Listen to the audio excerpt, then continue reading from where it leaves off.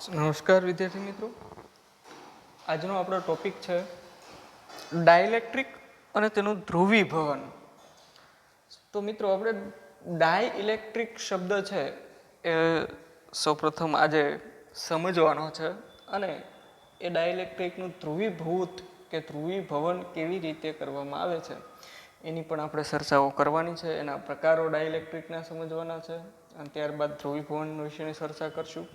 પણ એ પહેલાં શરૂઆતમાં આપણે સુવાહક અને ડાઇલેક્ટ્રિક પદાર્થની વર્તણૂક છે કે તફાવતના સંદર્ભમાં હું તમને અહીંયા સમજાવું છું. ઓકે, એટલે સામાન્ય રીતે આપણે જોઈએ કે બાહ્ય વિદ્યુત ક્ષેત્રમાં સુવાહકની અને ડાઇલેક્ટ્રિકની વર્તણૂક આપણે સમજવાની છે, પણ બેટર હું તમને તફાવત સ્વરૂપે સમજાવું તો વધારે ખ્યાલ આવે કે બંને વસ્તુ શું છે અને કેવી રીતે અલગ પાડી શકાય છે સુવાહક અને ડાઇલેક્ટ્રિક પદાર્થને, એની ચર્ચા કરીએ. તો સામાન્ય રીતે આપણે જોઈએ કે ભાઈ સુવાહકો છે ને, સુવાહકોમાં વિદ્યુત ભાર વાહકો હોય છે. ઓકે, આમાં શું આવેલું હોય છે? વિદ્યુત ભાર વાહકો તરીકે, દાખલા તરીકે કોણ હોય તો કે ઇલેક્ટ્રોન આવેલા હોય છે. જ્યારે ડાઇલેક્ટ્રિક પદાર્થમાં કોઈ વિદ્યુત ભાર વાહકો હોતા નથી. તે વિદ્યુત ભારો ઓકે, તેમાં વિદ્યુત ભાર વાહકો હોતા નથી. એટલે સામાન્ય રીતે આપણે જો કહેવું હોય તો એ અવાહક છે. ઓકે, ડાઇલેક્ટ્રિક પદાર્થ એ સામાન્ય સ્થિતિમાં કેવું ગણાય? અવાહક તરીકે વર્તાય. જો આપણે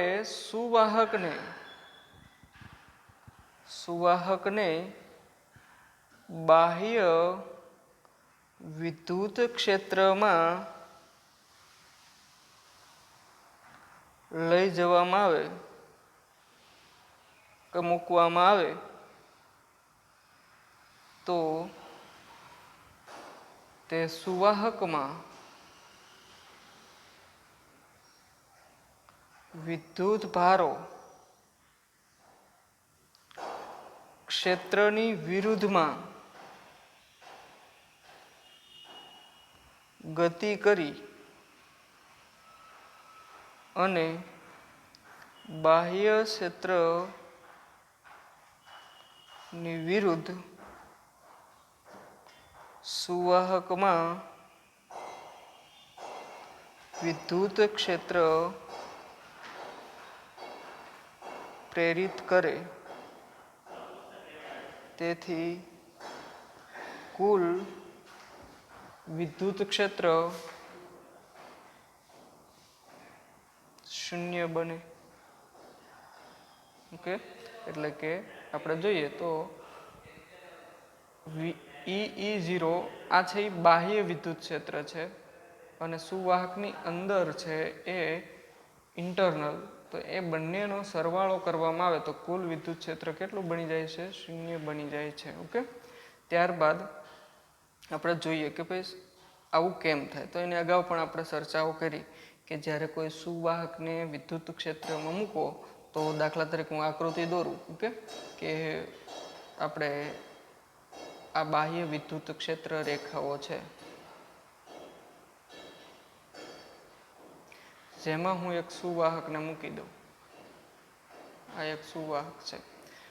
E0 ની દિશા, બાહ્ય વિદ્યુત ક્ષેત્રની દિશા આમ છે. આ સુવાહકમાં કોણ હોય તો કે વિદ્યુત ભાર વાહકો હોય. આ વિદ્યુત ભાર વાહકો છે એમાં એની દિશા કઈ હોય તો કે સામાન્ય રીતે વિદ્યુત ક્ષેત્ર છે ધન વિદ્યુત ભારથી ઋણ વિદ્યુત ભાર તરફની દિશામાં આવેલું હોય. તો અહીંયા શું થશે તો કે અહીંયા ધન વિદ્યુત ભારો તો અહીંયા ઋણ વિદ્યુત ભાર જમા થાય. ઓકે, બીજો ધન વિદ્યુત ભાર અહીંયા જમા થાય તો અહીંયા બીજો ઋણ વિદ્યુત ભાર પરસ્પર. આવી રીતે વિદ્યુત ભારો સુવાહકના અંદરના ભાગમાં પરસ્પર વિરુદ્ધ દિશામાં ગોઠવાય. એટલે સુવાહકના અંદરના ભાગમાં જે વિદ્યુત ક્ષેત્ર છે જેને આપણે ઇન્ટરનલ કહીએ તો એ કઈ બાજુ રસાય છે તો કે બાહ્ય વિદ્યુત ક્ષેત્રની વિરુદ્ધમાં રચાય છે. ઓકે, બાહ્ય વિદ્યુત ક્ષેત્ર આમ છે તો એના લીધે કુલ વિદ્યુત ક્ષેત્ર કેટલું બને છે તો કે અહીંયા 0 બને છે. ઓકે, તો અંદરના ભાગમાં કુલ વિદ્યુત ક્ષેત્ર 0 બને. હવે મિત્રો આપણે ડાઇલેક્ટ્રિક પદાર્થને જ્યારે આપણે વિદ્યુત ક્ષેત્રમાં મૂકીએ તો ડાઇલેક્ટ્રિક પદાર્થ એક એવો પદાર્થ છે જેમાંથી કોઈ વિદ્યુત પસાર થવા દેશે નહીં. ઓકે, એટલે અહીંયા ડાઇલેક્ટ્રિક પદાર્થ ને વિદ્યુત ક્ષેત્રમાં મૂકતા તે વિદ્યુત ભાર પસાર થવા દેશે નહીં. એટલે કે વિદ્યુત ભારોનું એ વહન કરવા દેશે નહીં. પણ તેમાં વિદ્યુત ભારોને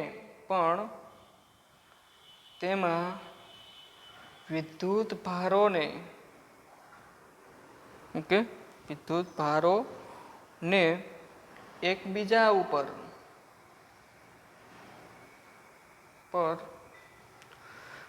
કંઈક વિદ્યુતીય બળ લગાડવાની. ઓકે, એકબીજા પર વિદ્યુતીય બળ છે એ લગાડવાની છૂટ આપે. ઓકે, એટલે કે એકબીજા ઉપર બળ લગાડો એવી છૂટ આપતો હોય એટલે સ્વાભાવિક છે કે અંદરો અંદર જે વિદ્યુત ભારો છે એ એકબીજા ઉપર શું લગાડી શકતા હોય, બાહ્ય રીતે બળ લગાડી શકતા હોય.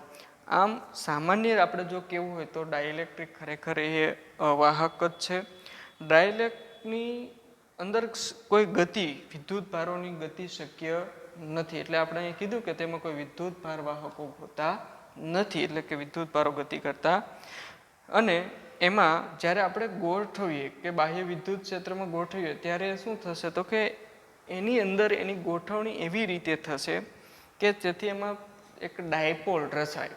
ઓકે, જો કે એની ચર્ચાઓ આપણે એના પ્રકારો ભણીએ એટલે વધારે તમને ખ્યાલ આવશે કે ડાયપોલ વિદ્યુત ડાઇલેક્ટ્રિક પદાર્થ કેવા હોય. તેઓ વિદ્યુત ક્ષેત્રમાં વિદ્યુત ડાયપોલ રચે. એટલે એને કંઈક શાક માત્રા હોય. ઓકે, અને એના લીધે ચોખ્ખો કંઈક વિદ્યુત ભાર એમાં જોવા મળે. પણ આ વિદ્યુત ભારો પરંતુ બાહ્ય ક્ષેત્રમાં તે પદાર્થનું કુલ વિદ્યુત ક્ષેત્ર 0 થતું નથી. ઓકે, એટલે કે બાહ્ય વિદ્યુત ક્ષેત્ર અને વત્તા ડાઇલેક્ટ્રિકની અંદરનું વિદ્યુત ક્ષેત્ર 0 થશે નહીં. એટલે કે ડઝ નોટ ઇક્વલ ટુ 0. એની પણ આપણે આકૃતિ દોરીએ. જુઓ મિત્રો, તો હું અહીંયા એ આકૃતિ દોરું છું કે ભાઈ બાહ્ય વિદ્યુત ક્ષેત્ર રેખાઓ છે એ આપણે આ રીતે દર્શાવીએ.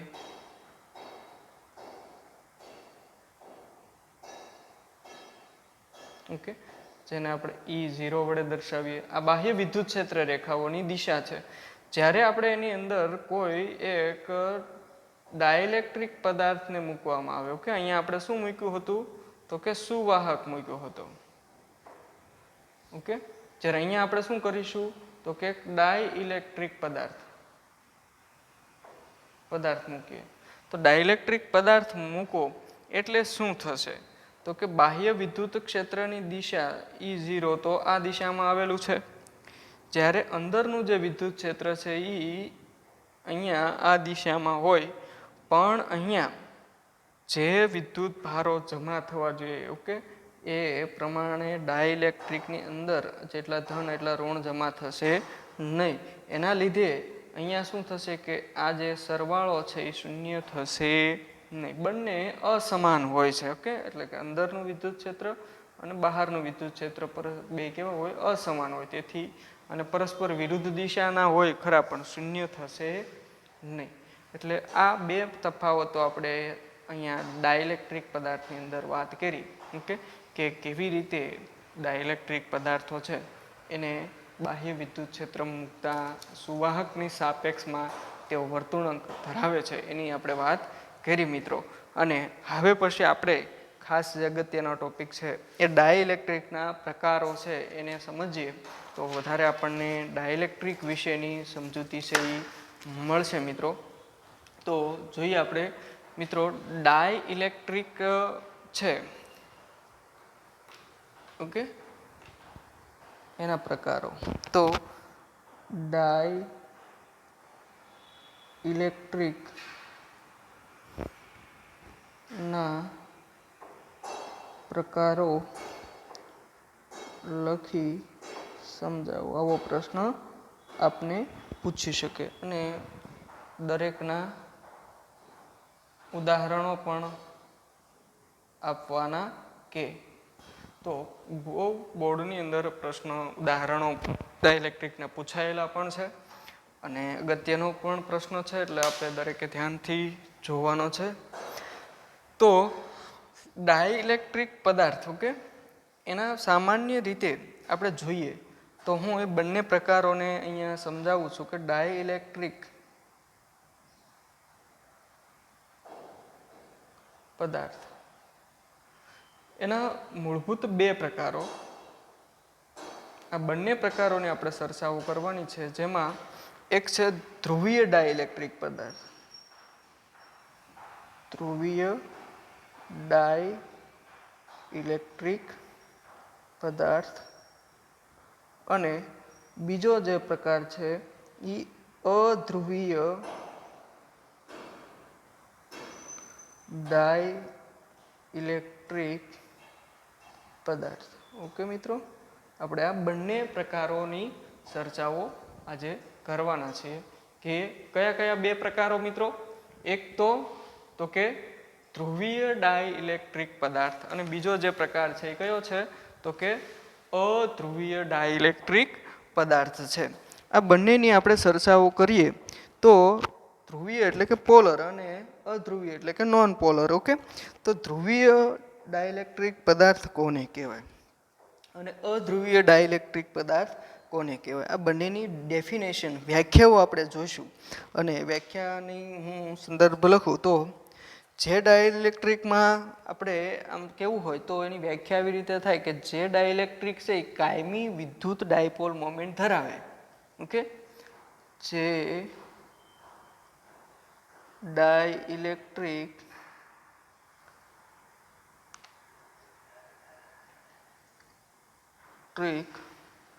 પદાર્થ કાયમી ઓકે વિદ્યુત ડાયપોલ મોમેન્ટ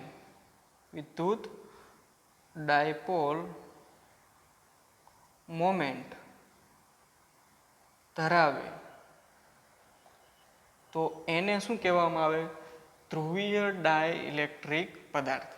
હવે તમને એની જગ્યાએ શબ્દ એવો પણ પ્રયોજવામાં આવે કે ધ્રુવીય ડાઇલેક્ટ્રિક પદાર્થ કોને કહેવાય તો કે જે ડાઇલેક્ટ્રિક પદાર્થ કાયમી વિદ્યુત ડાયપોલ ચાક માત્રા ડાયપોલ મોમેન્ટને બીજું શું કહેવામાં આવે વિદ્યુત ડાયપોલની ચાક માત્રા એ ધરાવતા હોય કાયમી રીતે તો એને પણ આપણે ધ્રુવીય ડાઇલેક્ટ્રિક પદાર્થ કહેવામાં આવે છે. ઓકે, એનું જો આપણે ઉદાહરણ જોવા હોય મિત્રો તો હું તમને અહીંયા એના બે ઉદાહરણો આપીશ કે ઉદાહરણ તરીકે એના દાખલા તરીકે આપણે જોઈએ એના ઉદાહરણો કે H2O પાણી છે. ઓકે, બીજું એક ઉદાહરણ છે HCl NaCl છે. ઓકે, NaCl બે ટૂંકમાં બે ધન અને ઋણ આયનો ધરાવતા આવા જે ડાઇલેક્ટ્રિક પદાર્થો છે જેમાં આપણે HCl NaCl છે કે ZnCl છે H2O છે એ અહીંયા આપણે દર્શાવ્યું છે એ બધા કાયમી વિદ્યુત ડાયપોલ ચાક માત્રા ધરાવે છે અથવા તો કાયમી વિદ્યુત ડાયપોલ મોમેન્ટ ધરાવે છે એટલે એને આપણે ધ્રુવીય ડાઇલેક્ટ્રિક પદાર્થ કહીશું. ત્યારબાદ આપણે અધ્રુવીય ડાઇલેક્ટ્રિક પદાર્થની ડેફિનેશન સમજીએ. હું અહીંયા મુદ્દાસર એટલા માટે કે આપણને યાદ રાખવામાં ખૂબ સરળતા પડશે. ઓકે, તો અધ્રુવીય તો કે જે ડાઇલેક્ટ્રિક પદાર્થ ડાઇલેક્ટ્રિક પદાર્થ કાયમી કાયમી વિદ્યુત ડાયપોલ મોમેન્ટ અથવા તો વિદ્યુત ડાયપોલ ચાકમાત્રા ધરાવતા નથી તેમને અધ્રુવીય ડાઇલેક્ટ્રિક પદાર્થ કહેવાય. ઓકે, એને શું કહેવાય આપણે? અધ્રુવીય ડાઇલેક્ટ્રિક પદાર્થ. અહીંયા શું છે મિત્રો? એ કાયમી ડાયપોલ મોમેન્ટ ધરાવતા નથી. જ્યારે અહીંયા એ કાયમી ડાયપોલ મોમેન્ટ શું કરે છે તો કે ધરાવે છે, એવું શબ્દ વાપર્યો છે. એટલે આ છે એ અધ્રુવીય છે અને આ છે એ ધ્રુવીય છે. આપણે આવા ઉદાહરણ જો કેવા હોય તો ઉદાહરણ તમને ટેક્સ્ટની અંદર જે આપવામાં આવ્યા છે એ ઉદાહરણ જોઈએ તો મિત્રો આપણને O2 આપ્યું છે અહીંયા. ઓકે, H2 આપ્યું છે, CO2 પણ હોય. આ બધા અધ્રુવીય ડાઇલેક્ટ્રિક પદાર્થો છે જેઓ કાયમી ડાયપોલ મોમેન્ટ ધરાવતા નથી. ઓકે, તો એની પણ આપણે ચર્ચા કરવાના છીએ. ત્યારબાદ હજી એક મુદ્દો આપણે ધ્રુવીય ડાઇલેક્ટ્રિક પદાર્થની અંદર ચર્ચા કરવાના છીએ. તો જોઈએ કે જે ડાઇલેક્ટ્રિકમાં ધન અને ઋણ વિદ્યુત ભારોના કેન્દ્રો એક જ બિંદુ પર સંપાત થયેલા ન હોય એવી પણ વ્યાખ્યા આપણે આપી શકીએ. જે ડાઇલેક્ટ્રિક પદાર્થમાં તેના ધન અને ઋણ વિદ્યુત ભારોના કેન્દ્રો એકબીજા ઉપર સંપાત થયેલા ન હોય તેવા પદાર્થને કેવા કહેવાય? ધ્રુવીય ડાઇલેક્ટ્રિક પદાર્થ કહે છે. ઓકે, ટૂંકમાં કહેવાનો મતલબ કે જેના કેન્દ્રો ધન વિદ્યુત ભાર અને ઋણ વિદ્યુત ભારોના જે કેન્દ્રો છે એકબીજા ઉપર સંપાત થયેલા હોય નહીં. હું તમને એક એક્ઝામ્પલ આપું. ઓકે, કે એને કેવી રીતે આપણે દર્શાવી શકાય તો કે હું એક ઉદાહરણ છે આપણું H2O. તો H2Oની અંદર અને HClની અંદર આપણે આ આકૃતિ જોઈએ તો H2O જે છે એમાં શું હોય છે મિત્રો? તો કે એક ઓક્સિજન હોય. ઓકે, એની પાસે 2 બંધકારક ઇલેક્ટ્રોન અને 2 હાઇડ્રોજન પરમાણુઓ અહીંયા જોડાયેલા હોય. ત્યારે આ ઓક્સિજન જે છે, ઓકે, ઓક્સિજનનો અણુ છે એમની સાથે આ હાઇડ્રોજન છે એ અહીંયા જોડાયેલા હોય ત્યારે તેઓ આપણે આવી રીતેનું બંધારણ દોરી શકીએ કે આ જે હાઇડ્રોજન જોડાયેલા છે બંને, ઓકે, એ હાઇડ્રોજનમાં આપ જોઈ શકો છો કે એના જે કેન્દ્રો છે, ઓકે, એ કેન્દ્રો છે એમાં 2 આયનો હોય. સામાન્ય રીતે આપણે જોઈએ તો કયા કયા 2 આયનો હોય છે? તો કે એક ધન વીજભાર. ઓકે, ધન વીજભાર તરીકે કોણ હોય? તો કે H+ અને ઋણ વીજભાર તરીકે OH-. આ ધન અને ઋણ વિદ્યુત ભારોના જે કેન્દ્રો છે એ કેન્દ્રો છે એકબીજા ઉપર સંપાત થતા હોતા નથી, પણ એકબીજાથી શું આવેલા હોય છે? અમુક અંતરે આવેલા છે. ઓકે, એટલે આને આપણે શું કહી શકાય? તો કે જે ડાઇલેક્ટ્રિક પદાર્થમાં તેના ધન અને ઋણ વીજભારોના કેન્દ્રો એકબીજાથી દૂર આવેલા હોય અથવા તો એકબીજા ઉપર સંપાત થયેલા ન હોય એવું પણ કહી શકાય. તો અહીંયા આપ જોઈ શકો છો કે આ ધન વીજભારિત કેન્દ્ર અને આ ઋણ વીજભારિત કેન્દ્ર એટલે OH, આ બંને વચ્ચે શું આવેલું છે? અંતર આવેલું. તો આપણે એને કેવા કહીશું? ધ્રુવીય ડાઇલેક્ટ્રિક. HClની અંદર પણ આપણે જોઈએ તો HClની અંદર શું હોય? તો કે H+ અને Cl માઇનસ હોય તો આપણે જોઈએ કે એસ હાઇડ્રોજનનો પરમાણુ હોય, કોઈ હાઇડ્રોજનના પરમાણુ સાથે શું જોડાયેલો હોય તો કે સીએલનો પરમાણુ જોડાયેલો હોય. ઓકે, તો એસસીએલમાં પણ શું આવેલું હોય તો કે H પ્લસ અને Cl માઇનસ. આ બંનેના કેન્દ્રો છે એની વચ્ચે શું આવેલું હોય છે તો કે કંઈક અંતર આવેલું હોય છે. એટલે આવો પદાર્થ પણ કેવો કહેવાય આપણે ધ્રુવીય ડાઇલેક્ટ્રિક પદાર્થ. ટૂંકમાં કેવું હોય તો જે ડાઇલેક્ટ્રિક પદાર્થમાં તેના ધન અને ઋણ વિદ્યુત ભારોના કેન્દ્રો વચ્ચે કંઈક અંતર હોય અથવા તો એકબીજા ઉપર સંપાત થયેલા ન હોય. સંપાત કોને કહેવાય તો કે હાઇડ્રોજન પરમાણુ હોય દાખલા તરીકે એની ઉપર જ બીજો પરમાણુ ગોઠવાયેલો હોય તો એને સંપાત કહેવાય. સંપાત કોને ન થયા કહેવાય તો કે એક બાજુમાં એનાથી થોડુંક સ્થાનાંતરિત થયેલું હોય તો એને સંપાત થયેલા કહેવાય નહીં. અહીંયા ધન અને ઋણ વીજભાર છે તો એકબીજાથી કેવા છે, દૂર છે, એટલે એને આપણે સંપાત થયા તેમ કહેવાય નહીં. ઓકે, એટલે એને પણ આપણે ધ્રુવીય. એવી જ રીતે અહીંયા અધ્રુવીયમાં પણ આપણે ડેફિનેશન આપી શકીએ કે જે ડાઇલેક્ટ્રિક પદાર્થમાં તેના ધન અને ઋણ વિદ્યુત ભારોના કેન્દ્રો એકબીજા પર સંપાત થયેલા હોય. કેવા હોય? સંપાત થયેલા હોય તો તેને આપણે મિત્રો અધ્રુવીય ડાઇલેક્ટ્રિક ઓકે પદાર્થ કહે છે. એની આકૃતિ આપણે જોવી હોય તો આવી રીતે દાખલા તરીકે આપણે ઉદાહરણ આપ્યું O2, H2, CO2. ઓકે, તો આપણે H2 ની અંદર જોઈએ કે H2 માં શું હોય તો કે એક હાઇડ્રોજન પરમાણુ હોય અને એની જ પડોશમાં શું હોય, બીજો એક હાઇડ્રોજન પરમાણુ હોય.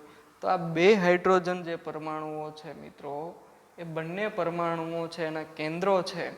દાખલા તરીકે એક હાઇડ્રોજન પરમાણુ હોય તો એની ઉપર જ બીજો હાઇડ્રોજન પરમાણુ છે એ ગોઠવાયેલો હોય. એટલે અહીંયા આ બંને હાઇડ્રોજન પરમાણુ એકબીજા ઉપર આવેલા હોય એટલે એના કેન્દ્રો એકબીજા ઉપર શું થયા કહેવાય, સંપાત થયેલા છે તેમ કહેવાય. ઓકે, એટલે આપણે એને ધ્રુવીય ડાઇલેક્ટ્રિક નહીં કહીએ પણ કેવું કહીશું, અધ્રુવીય ડાઇલેક્ટ્રિક પદાર્થ કહેવામાં. CO2 માટે આપ જો જોવું હોય તો CO2 માટે પણ આપ જોઈ શકો કે C કાર્બન પરમાણુ છે. ઓકે, એમાં શું હશે તો કે એક ઓક્સિજન પરમાણુ દાખલા તરીકે O, એની સાથે કાર્બન પરમાણુ, ઓકે, અને એની સાથે પાછો બીજો ઓક્સિજન પરમાણુ આવી રીતે જોડાયેલા હોય છે. એટલે એકબીજાથી અહીંયા CO2 પરમાણુ છે એમાં આપ જોઈ શકો છો કે બે ઓક્સિજન અને કાર્બન છે એ આવી રીતે જોડાયેલા હોય એટલે એના કેન્દ્રો છે એકબીજાથી સ્થાનાંતરિત થયેલા હોય. દાખલા તરીકે હું તમને એમ કહું કે એક ધન વીજભાર અને બીજો એક ઋણ વીજભાર, આ બંને ધન અને ઋણ વીજભારો છે એ એક જ કેન્દ્ર ઉપર આવેલા હોય એટલે એને આપણે કેવી કહીશું, અધ્રુવીય ડાઇલેક્ટ્રિક કહેવાય. અહીંયા શું આવેલું હોય તો કે ધન અને ઋણ વચ્ચે સ્થાનાંતર આવેલું એટલે ડાયપોલ મોમેન્ટ રચે, અહીંયા ડાયપોલ મોમેન્ટ હોય. એટલે પહેલી વ્યાખ્યા મેં જે તમને કીધી કે જે ડાઇલેક્ટ્રિક પદાર્થ કાયમી વિદ્યુત ડાયપોલ મોમેન્ટ ધરાવે, અહીંયા કાયમી ડાયપોલ મોમેન્ટ હોય કારણ કે જો ધન અને ઋણ વિદ્યુત ભારો વચ્ચે અંતર હોય તો શું રચાય, વિદ્યુત ડાયપોલ મોમેન્ટ રચાય. અહીંયા તો કે આ ડાયપોલ મોમેન્ટ રચાય ખરી પણ આને આપણે ખબર હોય તો બિંદુ ડાયપોલ કીધી. ઓકે, એટલે બિંદુ ડાયપોલ છે એની અંદર આપણે એ અધ્રુવીય તરીકે ગણવામાં આવે છે મિત્રો.